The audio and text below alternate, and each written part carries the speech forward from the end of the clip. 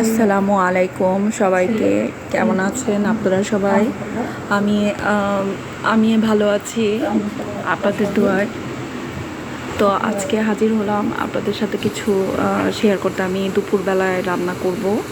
তো আজকে অন্যান্য কাজগুলো করে ফেলেছি, তো যাই হোক চিন্তা ভাবলাম যে আপনাদের সাথে একটু শেয়ার করি। তো আমি আজকে অনেকেই পছন্দ করেন কচুরমুখী।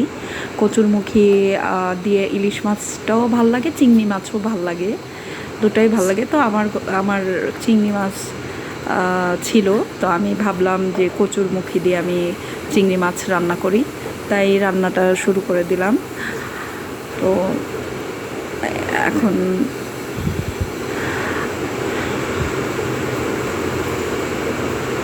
আমি সাধারণত অনেক বেশি কিছু বিশেষ কিছু রান্না করি না, যতটুকু করি পরিমাণ মতো করে। এটা কচুরমুখী আলু দিয়ে কেটে ধুয়ে রাখছিলাম, মানে ধুয়ে কেটে রেখেছি আমি। আর এটা চিংড়ি মাছ, চিংড়ি মাছটাও আমি ধুয়ে রাখছি। সব কিছু আমি ধুয়ে পরিষ্কার করে রেখে দিয়েছি, কারণ আমি তো আগেই আপনাদের কাছে বলেছি যে আমার রান্নাঘরটা খুবই ছোট, কোনো তাক নেই। তো আমার রাখার কোনো জায়গা নেই। আমার দেখা যাচ্ছে সব সময় আমি রান্নার সময় আমি মানে সাথে সাথে রেখে দেই। তো আমি বিশেষ করে হয়তো আমি হলুদ মরিচ ধনিয়া এই জিনিসটা, এই মশলাটা আমি বিশেষ করে গুলিয়ে দিই। মানে আমার কাছে এটা মনে হয় যে এটা ভালো হবে। আর তাছাড়া আমার আম্মুকেও আমি দেখেছি যে আমার আম্মু বিশেষত মশলাটা গুলিয়ে নেয়, এতে তরকারির কালারটা সুন্দর আসে। তো আমি এই জন্যই এইভাবে হলুদ মরিচ ধনিয়া একসাথে গুলিয়ে নিই। আর অন্যান্য তো সবাই যেভাবে, সাধারণ মানুষ যেভাবে রান্না করেন, আপনারা সবাই যেভাবে রান্না করেন, হয়তো আমার চেয়ে আরও ভালো অভিজ্ঞ আছেন আপনারা। তা আপনাদের যেভাবে রান্না করেন আমিও সচরাচর সেভাবেই রান্না করি। আমার যেহেতু আমি মানুষ কম, তাই আমার রান্নাও কম। তো আমি মনে করেন সচরাচর হয়তো এই যে কচুরমুখী দিয়ে চিংড়ি মাছটা রান্না করব আর ডাল আর ভাত, ব্যাস।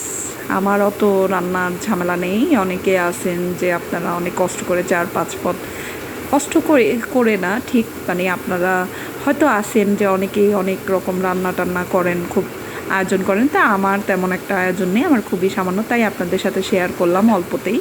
তো ভাবলাম যে আমি কিভাবে রান্না করি তো আপনাদের দেখাই। তো আমার বিশেষত আমি রসুন বাটাটা আমি বিশেষ সব তরকারিতেই আমি পছন্দ করি খেতে। তা আমি রসুন বাটা আদা বাটা সামান্য দেই, আমার কাছে ভালো লাগে। তো যাই হোক, আর মশলাটা আমি গুলিয়ে ব্যবহার করি, হলুদ মরিচ ধনিয়া এই জিনিসটা আমার আম্মুকেও দেখেছি, আর আমিও এইভাবেই গুলিয়ে ব্যবহার করি। তো আজকে অবশ্য এমনিতেও একটু আমি সকালবেলা অন্যান্য কাজকর্ম গুছিয়ে তারপর আমি ভাবলাম যে রান্নার, তো আমি আর তরি তরকারি কীভাবে কুটেছি, কিভাবে কি করেছি আর অন্যান্য এগুলো কিছুই দেখালাম না। তো ভাবলাম যে সব রেডি করে জাস্ট শুধু রান্নাটা শুরু করি, সেটাই আপনাদের সাথে শেয়ার করব। তো ভাবলাম, তো আসলাম। আর রান্নাঘরে তো আপনাদের আমি আগেই বলেছি আমার রান্নাঘরটা খুবই আলোকিত, আমি চোখ দিয়ে তাকাতে পারি না, যার কারণে আমি এখানে দুটো আবার কাপড় দিয়েছি। তারপরও কাপড়ের ভিতর দিয়েও প্রচুর আলো আসছে, যার কারণে আমি একটু সাইড হয়ে রান্না করতেছি। তো হয়তো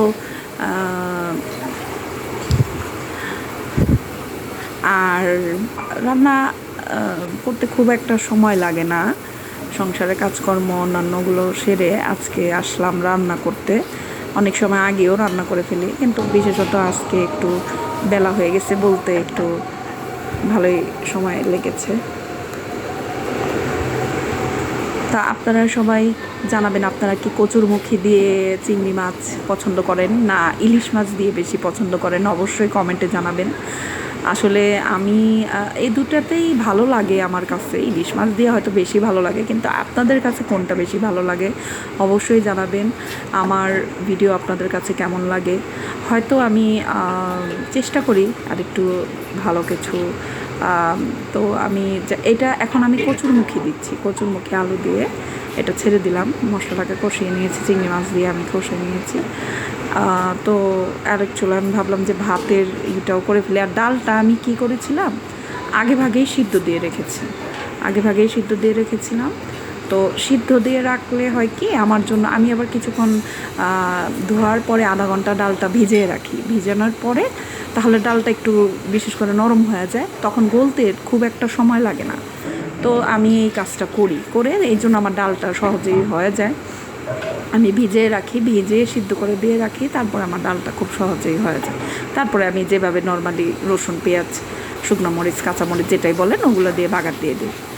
তো আমি ভাতটা তরকারিটা আগে বসাইছি, তো ভাবলাম অনেক থালা বাসন ছিল, আমি আগে সেগুলো ক্লিন করে নিয়েছি, পরিষ্কার করে নিয়েছি। কারণ কেন, আমার তো আগেই বলেছি আপনাদের কাছে আমার রান্নাঘরটা খুবই ছোট, তাই এই জন্য আমি আগে রাখার কোনো জায়গা নেই। আমি রান্নাঘরের থালা বাসনগুলো পরিষ্কার করেছি, তবে বেসিনটা এখনও পরিষ্কার করতে পারিনি যেহেতু রান্না আছে। তো এটার জন্য আমি